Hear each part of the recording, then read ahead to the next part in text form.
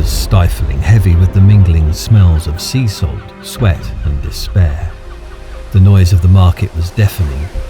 Shouts of traders, the clang of chains and the sharp crack of a whip. A ship had just docked, its human cargo spilling onto the docks.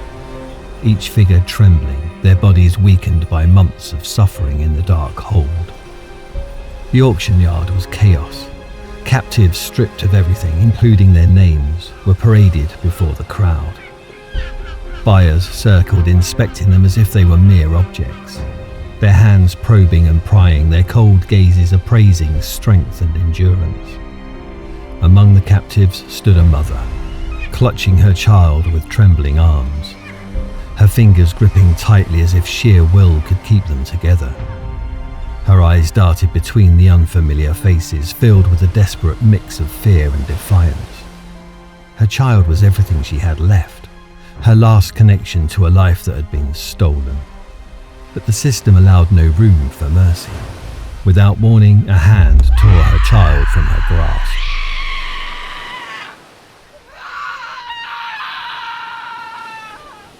She screamed, reaching out, but the crowd swallowed her cries.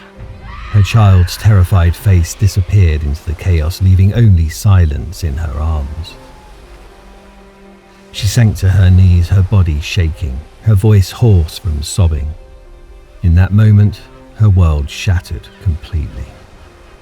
Yet, even in her grief, a faint ember of resilience flickered, a determination to endure for herself and for the memory of the child she had lost. This was the arrival of the enslaved in the new world, the end of one nightmare and the beginning of another. In this episode, we follow the brutal realities of life in bondage. From relentless labor under the scorching sun to the cruel systems of control that sought to break the human spirit, we'll explore how enslaved people endured a world designed to erase their humanity. Arrival and assignment. The enslaved, barely recovered from the horrors of the Middle Passage, were marched off the ships into a different kind of hell, one engineered not by the sea, but by men. The chaos of their arrival gave way to something far more chilling: order. Auction yards were not improvised. They were deliberate, calculated places designed for profit. In these yards, human beings became merchandise. Stripped of their clothes and dignity, they stood exposed under the eyes of strangers, inspected as though they were livestock. Buyers moved through the rows with cold efficiency, checking teeth for age, muscles for strength, scars for signs of prior labor. In Charleston, South Carolina, buyers sought strong men for the fields, cotton, rice and tobacco, and women for both domestic and agricultural work. Children and the elderly were judged with less interest, their value reduced to what little labor they might someday offer or had left to give. This scene played out across the Atlantic world. On the blocks of New Orleans, in the bustling slave markets of Bridgetown, Barbados, and even on Wall Street in New York City, where people were sold alongside barrels of sugar and tobacco. Once sold, the newly enslaved were separated and scattered. Assignments are followed based on perceived ability. The strongest were sent to the fields, expected to clear land, plant and harvest from sunup to sundown. Women were tasked with double burdens, cooking and cleaning in enslavers' homes, raising their children and still laboring in the fields. Skilled laborers, blacksmiths, carpenters, seamstresses were highly sought after, but their skills offered no true reprieve. Perhaps the cruelest blow came not from labor, but from loss. Families were routinely torn apart. A mother sold to one plantation, her children to another, a father taken elsewhere. One New Orleans account tells of a mother whose screams echoed through the market as her son was pulled from her grasp. Her grief ignored, her pain irrelevant. This wasn't accidental. It was by design. Enslavers understood that broken families meant broken resistance. Separation was a tool, a strategy to dominate, isolate, and control. From that point forward, each captive faced a new identity, not as a person, but as property. Their futures were no longer their own. They belonged to the highest bidder. Daily realities of enslavement. To be enslaved was to live in a world where suffering was routine and rest was a rare illusion. Yet the daily realities of bondage varied across the Americas, shaped by geography, crops, and the cruel preferences of enslavers. From the brutal sugar fields of the Caribbean to the sprawling cotton plantations of the American South, the experience changed in form, but never in cruelty. In the Caribbean, sugar was king. Enslaved people worked from dawn until well after dark, hacking through razor-sharp cane stalks under a relentless sun. The work was not only back-breaking but lethal. Boiling sugar vats scalded skin. Overseers punished mercilessly to maintain order.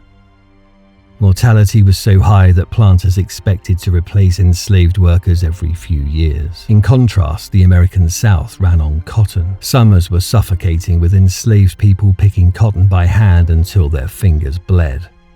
Winters brought no real relief. They were tasked with clearing land, repairing tools, and preparing for the next season. Clothing was often thin. Shelter was minimal. Sickness, like everything else, had to be endured in silence. South America, particularly Brazil, shared the Caribbean's appetite for sugar and later coffee.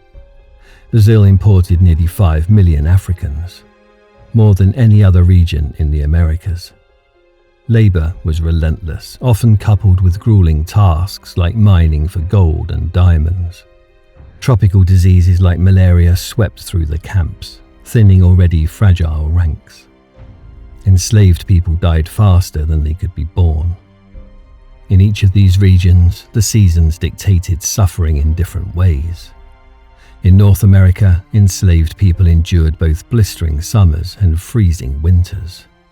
In the tropics, the growing season never ended, ensuring that neither did the labor.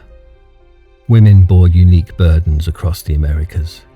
In the South, they juggled field work with domestic duties and were often forced into reproduction, seen as sources of both labor and future profit. In the Caribbean and Brazil, where death outpaced birth, women labored side by side with men, their lives often cut tragically short. Yet, amid these conditions, enslaved people found ways to survive, not just physically, but spiritually. Songs hummed in the fields became coded messages. Stories whispered in the dark preserved ancestral memory. Even the smallest acts, delaying work, sharing food, holding a child, were quiet forms of resistance.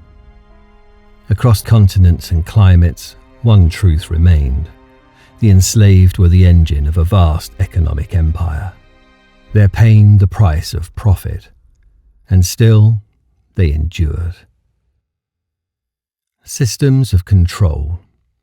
On the plantation, every aspect of an enslaved person's life was controlled. From the moment they woke to the moment they collapsed in exhaustion, their actions were dictated by systems designed to maximize productivity and suppress rebellion. These systems were not arbitrary. They were codified in law and reinforced through violence, creating a structure that dehumanized and dominated at every level. In the Caribbean, the plantation economy ran with military precision. Overseers patrolled the fields armed with whips and rifles, ready to strike down even the smallest act of disobedience. The writings of 18th century travelers describe bodies scarred from repeated beatings, living reminders of the terror used to maintain order. Because life expectancy was so low, enslavers relied heavily on force and fear to control a constantly rotating labor force. In North America, control was deeply embedded in the legal system.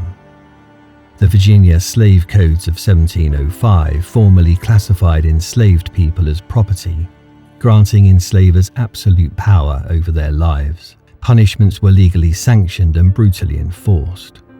Overseers monitored enslaved people constantly, dividing them into small groups to prevent unity or rebellion. Acts of punishment, whipping, shackling, branding, were not just discipline. They were public performances meant to break the will. Brazil's system relied on similar structures, but on a massive scale. Vast plantations and remote mining operations made escape nearly impossible. Enslaved people were often watched over by capatazes, foremen who were sometimes enslaved themselves, used to sow distrust and keep labourers in line. The brutality was intensified by isolation, heat, and the ever-present threat of violent retribution. Religion was another weapon of control. In Catholic colonies like Brazil and the Caribbean, enslaved people were forced to attend religious services, not as a source of comfort, but as a form of indoctrination. Slavery was presented as a path to salvation. In Protestant North America, enslavers quoted scripture to demand obedience, using the Bible to justify their authority and silence dissent. Punishments varied across regions but shared the same purpose: submission. In the Caribbean, runaways were sometimes mutilated or executed, their bodies left in public as warnings. In the American South, whipping posts were permanent fixtures on plantations, while iron collars and leg irons restricted movement. In Brazil, branding with hot irons marked enslaved individuals like cattle. Searing pain turned into permanent ownership. Among the most harrowing tools of control was sexual violence. Enslaved women were routinely raped by enslavers, overseers, and their sons, stripped of any right to refuse. Their bodies were treated as property, their pregnancies calculated into the economic output of the plantation. Some were forced to bear children to increase the enslavers' future labor force. But it was not only women who suffered. Enslaved men too were subjected to sexual abuse, violated, humiliated, and silenced by a system that recognized no boundaries to ownership. These acts were not isolated. They were systematic, and they served to degrade, dominate, and destroy any sense of autonomy. Across the Americas, these systems of control shared one goal: to extract labor and erase humanity.